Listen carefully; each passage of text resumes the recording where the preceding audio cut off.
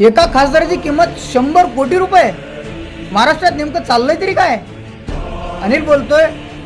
महाराष्ट्रात पुन्हा एकदा मोठी राजकीय खळबळ उडाल्याची चर्चा आहे। काही खासदार पक्ष बदलणार असल्याचा बातम्या समोर येत आहेत। त्यासोबत 100 कोटी रुपयांच्या चर्चाही सुरू आहेत। पण प्रश्न एवढाच आहे, एवढा पैसा येतो कुठून?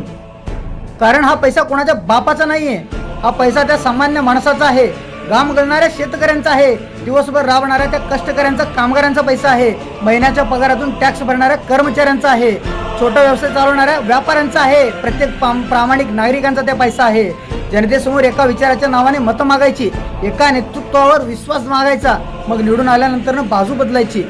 विचार बदलले असतील तर तुम्ही खासदारकीचा राजीनामा द्या ना, पुन्हा जनतेसमोर जा, पुन्हा मतं मागा। हिंमत असेल तर जनता तुम्हाला पुन्हा निवडून देईल। कारण पराभव माफ होतो, पण विश्वासघात कधीच माफ होणार नाही। यावर तुमचं मत काय आहे कमेंटमध्ये कळवा। फॉलो करा जनतेच्या बाजूने बोलणाऱ्या आवाजासाठी।